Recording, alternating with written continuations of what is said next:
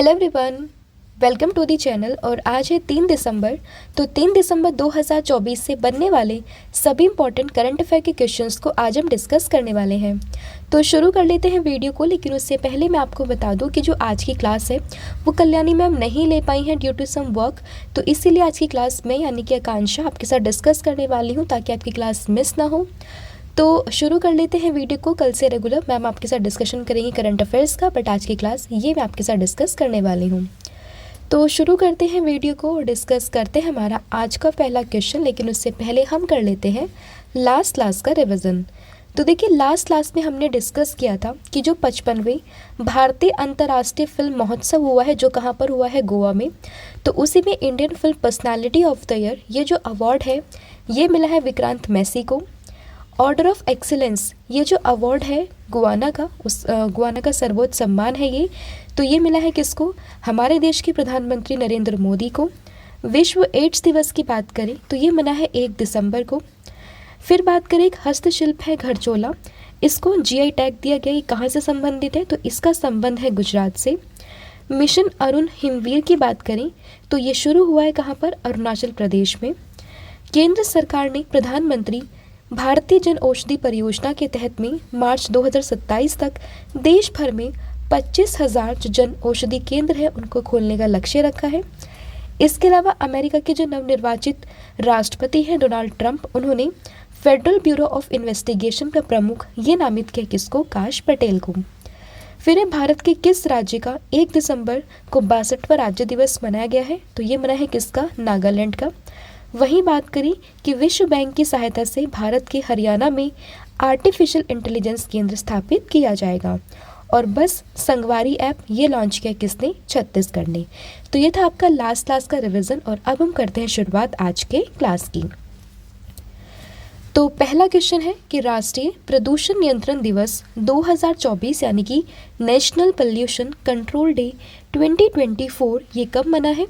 तो ध्यान रखिएगा, ये मना है 2 दिसंबर को। दैट इज ऑप्शन नंबर जो ए है वो आपको इसमें याद रखना है कि 2 दिसंबर को हम क्या मनाते हैं? नेशनल पोल्यूशन कंट्रोल डे यानी कि राष्ट्रीय प्रदूषण नियंत्रण दिवस।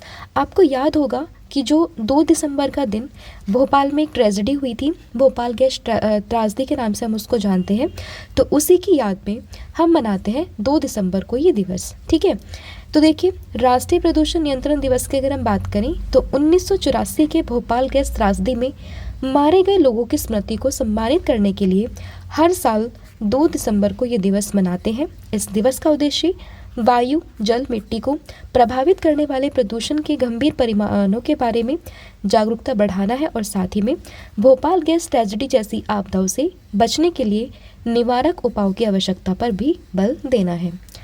अब कोई भी डेज आता है तो उसकी थीम काफ़ी इंपॉर्टेंट हो जाती है। तो इस दिवस की थीम रहेगी स्वच्छ वायु, हरित पृथ्वी, सतत जीवन की ओर एक कदम। तो ये है 2024 में राष्ट्रीय प्रदूषण दिवस की थीम। इससे पहले देखिए, 2 दिवस की अगर हम बात करें तो कुछ और इम्पॉर्टेंट डेज यहाँ पर सेलिब्रेट होते हैं। तो जैसे कि अगर हम बात करें कंप्यूटर लिटरेसी डे की बात करें तो वो भी मनता है कब? 2 दिसंबर को। तो ये भी आप इसमें ध्यान रखेंगे। और इसके अलावा बात करें 1 दिसंबर को तो ये अभी मना है कौन सा दिवस? AIDS day. तो ये आप इसमें याद रखिएगा। फिर आपका अगला क्वेश्चन है कि दिसंबर 2024 में किस राज्य सरकार ने प्रयागराज के महाकुंभ क्षेत्र को एक अस्थायी जिला घोषित किया है? तो देखिए, प्रयागराज की बात हुई है तो किसकी बात हम कर रहे हैं? तो यहाँ हम बात कर रहे हैं किसकी? उत्तर प्रदेश की। तो इसका सही आंसर क्या होगा? ऑप्शन नंबर ए, यानी कि उत्तर प्रदेश की जो सरकार है, राज्य सरकार है, उसने प्रयागराज का जो महाकुंभ वाला एरिया है उसको एक अस्थायी जिला घोषित किया है। और ये जो जिला है वो 31 मार्च तक ये रहेगा। ठीक है, अभी तक कितने जिले हैं यूपी में? 75 हैं, लेकिन अगले कुछ महीनों के लिए ये एक और नया जिला बनेगा 31 मार्च तक के लिए। और कुल कितने जिले होंगे? तो तब तक होंगे हमारे राज्य में यानी कि उत्तर प्रदेश राज्य में 76 जिले। ठीक है, तो ये आप इसमें याद रखिएगा। तो देखिए, प्रयागराज के महाकुंभ मेला क्षेत्र को यूपी सरकार ने एक अस्थायी जिला यहाँ पर घोषित किया है। प्रयागराज में महाकुंभ की तैयारियों और प्रशासन को सुचारू रूप से चलाने के लिए ये फैसला लिया गया है। और ये जो अस्थायी जिला है वो बिल्कुल वैसा ही काम करेगा जैसे कि दूसरे स्थायी जिले काम करते हैं। इसमें एक डीएम यानी कि डिस्ट्रिक्ट मजिस्ट्रेट होंगे, एसपी होंगे, मजिस्ट्रेट जैसे सभी पद यहाँ पर सृजित किए गए हैं। और ये जो जिला है वो 4 तहसील क्षेत्रों के 67 गांवों को जोड़कर बनाया गया है। अब बात करें किसकी, महाकुंभ की, तो हर 12 साल में महाकुंभ लगता है और ये महाकुंभ इस बार प्रयागराज में 13 जनवरी से लेकर 26 जनवरी 2025 तक आयोजित किया जाएगा। तो ये आप इसमें याद रखेंगे। ठीक है, तो याद रहेगा कि प्रयागराज का जो महाकुंभ क्षेत्र है उसको अस्थायी जिला घोषित किया किसने, उत्तर प्रदेश की सरकार ने। अब कुछ अदर अगर हम इम्पॉर्टेंट ऑप्शन को देखें तो रिसेंट में देखिए गुजरात से अभी हमने घरचोला जीआई टैग को डिस्कस किया था, तो ये आप इसमें याद रखिएगा। अरुणाचल प्रदेश की बात करें तो रिसेंट ही हमने कल की क्लास में डिस्कस किया था किस चीज़ के बारे में, मिशन अरुण वीर के बारे में। ठीक है, अरुण हिमवीर के बारे में, तो ये आप इसमें याद रखेंगे। और वहीं बात करें छत्तीसगढ़ की तो यहाँ पर हमने डिस्कस किया बस संगवारी ऐप के बारे में। ठीक है, तो ये सभी ऑप्शंस पे आप इसमें याद रखेंगे। अब बात आई है यूपी की, तो देखिए सबसे ज़्यादा स्टेट से ही अपनी बाउंड्री को शेयर करते हैं जिसमें कि हिमाचल प्रदेश है, हरियाणा है, इसके अलावा उत्तराखंड है, इधर आप देखेंगे बिहार, झारखंड, मध्य प्रदेश, तो इन सभी से अपनी बाउंड्री को शेयर करते हैं। साथ ही में राजस्थान से भी अपनी बाउंड्री को शेयर करता है। और इधर आप देखेंगे दिल्ली वाला जो एरिया है तो दिल्ली भी इससे टच करती है, तो ये सभी आप इसमें याद रखेंगे। कैपिटल की बात करें, लखनऊ इसकी कैपिटल है। चीफ मिनिस्टर है योगी आदित्यनाथ, राज्यपाल यानी कि गवर्नर तो ये है आनंदीबेन पटेल। यहाँ पर जो नेशनल पार्क है उसमें नाम है किसके, दुधवा, पीलीभीत। और वाइल्ड लाइफ सेंचुरी की बात करें तो रानीपुर वाइल्ड लाइफ सेंचुरी काफ़ी फेमस है। राजकीय पशु की बात करें तो बारहसिंगा, राजकीय पक्षी की बात करें तो वो हो जाएगा यहाँ पर सारस। लोकसभा की सीट है 80 और राज्यसभा इसकी सीटें हैं कितनी, 31। कुछ इंपॉर्टेंट करंट अफेयर को डिस्कस करें तो देखिए अभी राज्य जो है उत्तर प्रदेश वो दूध उत्पादन में टॉप पर रहा है। राज्य में विशेष शिक्षा जोन बनाए जाएंगे। और इसके अलावा जो उत्तर प्रदेश में सारस पक्षी है उसकी आबादी ये बढ़कर हो गई है 19,918।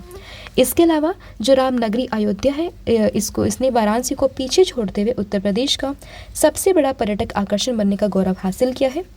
फिर वही बात करें एशियन किंग वल्चर के संरक्षण और प्रजनन केंद्र का उद्घाटन ये हुआ है गोरखपुर वन विभाग के कैफियरगंज रेंज में। अपर्णा यादव की बात करें तो ये उत्तर प्रदेश महिला आयोग की उपाध्यक्ष बनी है।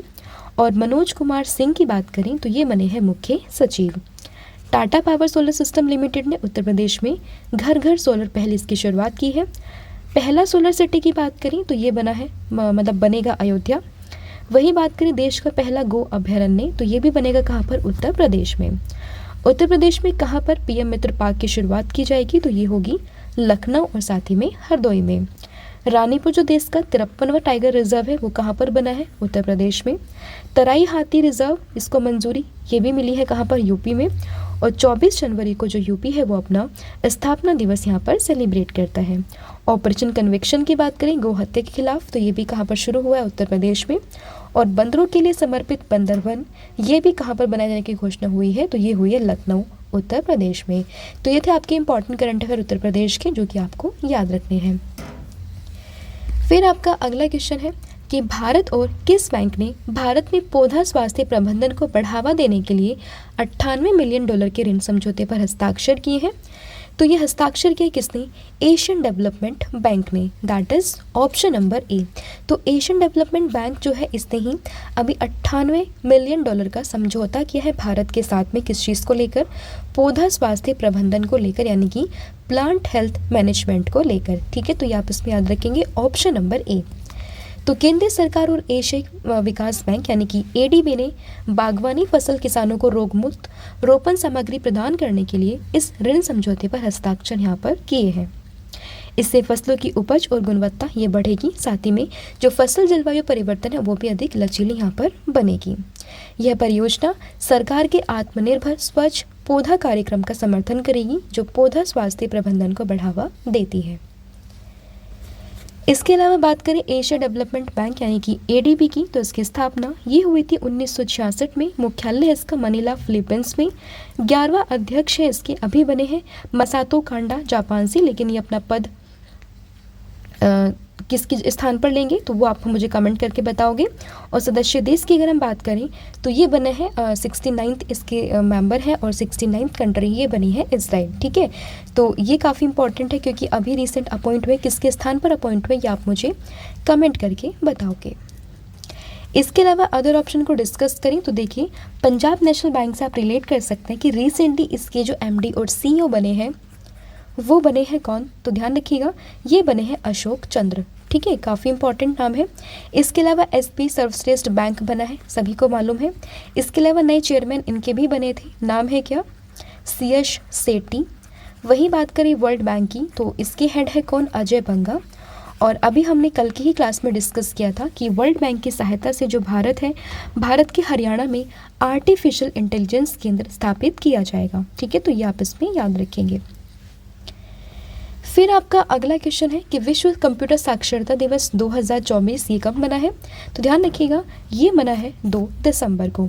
इसके अलावा थोड़ी देर पहले हमने डिस्कस किया पहला ही क्वेश्चन है वो क्या कौन सा डे मना है, पोल्यूशन फ्री डे हमने डिस्कस किया है वहाँ पर। ठीक है, वो आप ध्यान रखेंगे। राष्ट्रीय प्रदूषण नियंत्रण दिवस जो मना है कब, 2 दिसंबर को। ठीक है, इसके अलावा 1 दिसंबर की बात करें तो एड्स दिवस सेलिब्रेट हुआ है और कंप्यूटर लिटरेसी डे ये भी कब मना है, 2 दिसंबर में। तो ये भी आपस में याद रखिएगा। तो हर साल 2 दिसंबर को मनाते हैं। मेन उद्देश्य इसका क्या होता है, बच्चे और मुख्य रूप से जो महिलाएं हैं उनको तकनीकी कौशल यहाँ पर प्रदान करना। तो इम्पॉर्टेंट डेज की बात करें तो देखिए विश्व एड्स दिवस है, 2 दिसंबर को राष्ट्रीय प्रदूषण नियंत्रण दिवस, अंतर्राष्ट्रीय गुलामी उन्मूलन दिवस और साथ ही में विश्व कंप्यूटर साक्षरता दिवस। इसके अलावा देखिए कल्याणी मैम ऑफिशियल जो ऐप है वो आप इंस्टॉल कर सकते हैं प्ले स्टोर पर, जहाँ पर आपको मैम के द्वारा जो कोर्सेज हैं वो अवेलेबल होंगे। साथ ही में डेली आपको जो है करंट अफेयर का टेस्ट भी वहाँ पर देखने के लिए मिल जाएगा। फिर है किस केंद्रीय मंत्री के द्वारा CII की ईज ऑफ डूइंग बिजनेस और विनियामक मामलों के पोर्टल का शुभारंभ किया गया है, तो ये शुभारंभ किया है किसने, पीयूष गोयल ने। दैट इज ऑप्शन ए आप इसमें याद रखेंगे। तो भारत के कारोबारी माहौल और सुधार के सुझावों पर जानकारी प्राप्त करने और निगरानी करने के लिए जो CII है यानी कि confederation of the Indian industries ease of doing business और विनियामक मामलों के पोर्टल का शुभारंभ किया है। और इस पोर्टल का शुभारंभ नई दिल्ली में उद्योग एवं आंतरिक व्यापार संवर्धन विभाग के द्वारा साथ ही में भारतीय उद्योग परिसंघ की ईज ऑफ डूइंग बिजनेस पर हुए दूसरे सम्मेलन में किया गया है। ये पोर्टल सरकार और CII दोनों द्वारा व्यापार करने में सुगमता यानी कि ईज ऑफ डूइंग बिजनेस से जुड़ी प्रमुख पहलों की स्थिति और नई जानकारी उपलब्ध कराने में मदद करेगा। अगर हम बात करें भारतीय उद्योग परिसंघ की तो इसकी स्थापना ये हुई थी 1895 में। मुख्यालय है इसका नई दिल्ली में। अध्यक्ष संजीव पुरी और महानिदेशक तो यह है चंद्रजीत बैनर्जी। फिर है भारत और किस देश के बीच में द्विपक्षीय सैन्य अभ्यास जिसका नाम है हरिमो शक्ति का आयोजन ये किया गया है। तो देखिए अगर हम बात करें किसकी, हरिमो शक्ति की, तो इसका जो आयोजन है वो हुआ है किस किस के बीच में, इंडिया और साथ ही मलेशिया के बीच में। तो ऑप्शन जो ए है वो आप इसमें याद रखेंगे कि इंडिया और मलेशिया के बीच में हुआ है जो हरिमो शक्ति exercise, that is option number A. इसका जो आयोजन है वो होगा 2 से 15 दिसंबर 2024 के बीच में। और बात करें किसके, तो ये मलेशिया के पहांग जिले के बैटिंग कैंप में आयोजित की जाएगी। बात करें मलेशिया की तो राजधानी होगी कुआलालंपुर, मुद्रा है मलेशियाई रिंगिट और प्रधानमंत्री तो वो है यहाँ पर कौन, अनवर इब्राहिम। ठीक है, तो ये आप इसमें याद रखेंगे। फिर आपका अगला क्वेश्चन रहेगा कि भारत और किस देश के बीच में संयुक्त सैन्य अभ्यास जो सिनबेक्स है वो हुआ है। तो सिनबेक्स की बात करें तो ये हुआ है किस किस के बीच में, इंडिया और कंबोडिया के बीच में। दैट इज ऑप्शन नंबर जो ए है वो आपका यहाँ पर करेक्ट हो जाएगा। तो भारत और कंबोडिया के बीच में ये पहला संयुक्त टेबल टॉप अभ्यास हुआ है सिनबेक्स, जो कि 1 दिसंबर से शुरू हुआ है और 18 दिसंबर तक ये चलने वाला है, जिसमें भारतीय सेना की इन्फेंट्री ब्रिगेड के 10 सदस्य साथ ही में कंबोडियाई सेना के भी 20 सदस्य इसमें यहाँ पर पार्टिसिपेट करेंगे। कंबोडिया की बात करें, राजधानी हो जाएगी नोम पे ही, मुद्रा हो जाएगी यहाँ पर कंबोडियन रियल और राजा जो है यहाँ के वो है कौन, नोरोडम सिहामोनी। तो ये सभी आप इसमें याद रखेंगे। ठीक है, फिर है सैयद मोदी अंतर्राष्ट्रीय बैडमिंटन प्रतियोगिता 2024 का पुरुष वर्ग का खिताब ये किसने जीता है? तो पुरुष वर्ग की बात करें तो ये खिताब ये जीता है लक्ष्य सेन ने, that is option number A. किसको हराकर? तो जिया हेंग जेसन तह को हराकर इन्होंने ये खिताब अपने नाम किया है। ठीक है, तो ये इनका 5वां BWF का खिताब था, तो ये भी आप इसमें याद रखेंगे। ठीक है, इनके करियर का 5वां BWF एकल का खिताब। फिर बात करें महिला वर्ग में किसने खिताब जीता है? तो महिला वर्ग में खिताब जीता है किसने? PV सिंधु ने। किसको हराकर? वू लियो यू को हराकर। तो ये भी आप इसमें ध्यान रखेंगे कि सैयद मोदी अंतर्राष्ट्रीय बैडमिंटन प्रतियोगिता 2024 में पुरुष का खिताब जीता है किसने? लक्ष्य सेन ने। और महिला कैटेगरी में खिताब जीता है किसने? PV सिंधु ने। और 2022 के बाद जो है ये इनका पहला अंतर्राष्ट्रीय खिताब था, तो ये भी आप इसमें याद रखेंगे। ठीक है, और इन्होंने व्यू लियो यू जो कि चीनी खिलाड़ी है उनको हराकर ये खिताब यहाँ पर जीता है। बात करें सैयद मोदी अंतर्राष्ट्रीय बैडमिंटन प्रतियोगिता की, तो 26 नवंबर से शुरू होकर 1 दिसंबर तक चली थी। कहाँ पर? उत्तर प्रदेश के लखनऊ में बाबू बनारसी दास इंदौर स्टेडियम में। बात करें BWF की, तो एक दुनिया का बैडमिंटन खेल का शासी निकाय है जिसकी स्थापना 1934 में लंदन में अंतर्राष्ट्रीय बैडमिंटन महासंघ के रूप में की गई थी, जिसका मुख्यालय है कहाँ पर? कुआलालंपुर मलेशिया में। और इसके जो अध्यक्ष हैं वो हैं पॉल एरिक होयर लॉर्सन। फिर है 5वें फिल्म फेयर OTT अवार्ड्स 2024 में सर्वश्रेष्ठ अभिनेता पुरुष में वेब फिल्म का पुरस्कार किसे मिला है? तो OTT अवार्ड्स यहाँ पर अभी डिक्लेयर हुए हैं जिसमें कि बेस्ट जो अभिनेता है पुरुष कैटेगरी में वेब फिल्म्स ये मिला है किसको? दिलजीत दोसांझ को, that is option number A. तो आगे हम सभी अवार्ड्स को डिस्कस करने वाले हैं, तो ध्यान रखिएगा दिलजीत दोसांझ को मिला है बेस्ट एक्टर का अवार्ड। इसके अलावा विक्रांत मैसी की बात की तो रिसेंटली आपको पता है इन्होंने काफ़ी अवार्ड्स जीते हैं 12th फिल्म मूवी के लिए, और अभी इनकी रिसेंटली मूवी आई है साबरमती रिपोर्ट।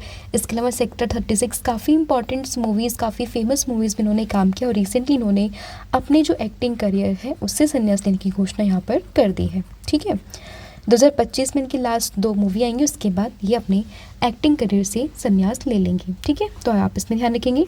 पंकज त्रिपाठी की बात करें तो रिसेंटली मध्य प्रदेश में और अरुणाचल प्रदेश में इन्हें ब्रांड एम्बेसडर डिक्लेयर किया गया।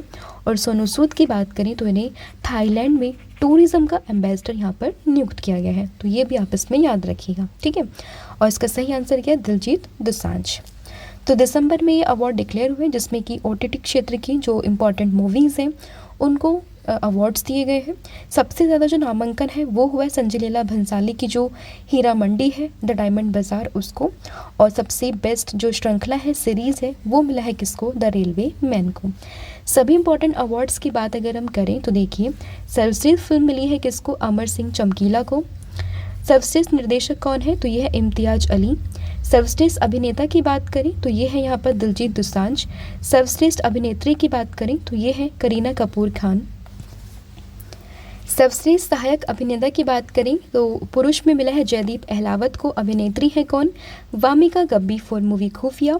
सर्वश्रेष्ठ सीरीज़ की बात करें तो द रेलवे मैन। निर्देशक हैं सीरीज के समीर सक्सेना और अमील गुलानी काला पानी के लिए। अभिनेता सीरीज़ कॉमेडी में है राजकुमार राव फॉर गन्स एंड गुलाब। अभिनेत्री है यहाँ पर मनीषा कोइराला हीरा मंडी द डायमंड बाज़ार के लिए। सहायक अभिनेता है R Madhavan the railway man के लिए, और अभिनेत्री है यहाँ पर Mona Singh man in heaven season 2 के लिए। क्रिटिक्स अवार्ड मिला सर्वश्रेष्ठ अभिनेत्री महिला में फिल्म अनन्या पांडे खो गए हम कहाँ, और सर्वश्रेष्ठ म्यूजिक एल्बम है AR रहमान अमर सिंह चमकीला के लिए। तो ये थे सभी आपके इंपॉर्टेंट अवार्ड्स। अब देखिए लास्ट में आपसे क्वेश्चन पूछा था कि हाल ही में किसके द्वारा पुस्तक रतन टाटा अलाइव प्रकाशित की जाएगी, तो ये प्रकाशित की जाएगी थॉमस मैथ्यू के द्वारा। और आपका आज के लिए क्वेश्चन ये है, आपको बताना है कि नवंबर 2024 में नाइजीरिया का जो दूसरा सर्वोच्च सम्मान है grand commander of order of the niger ये किसे दिया जाएगा, तो इसका आंसर आप मुझे कमेंट करके बताओगे। तो ये था आपका आज की वीडियो। इसके अलावा आप हमें कांटेक्ट कर सकते हैं, हमारी ईमेल आईडी है kalyanisahu827555@gmail.com। इंस्टाग्राम पर आप फॉलो कर सकते हैं, यहाँ पर आपको डेली ऑनलाइन करंट अफेयर देखने के लिए मिल जाएंगी।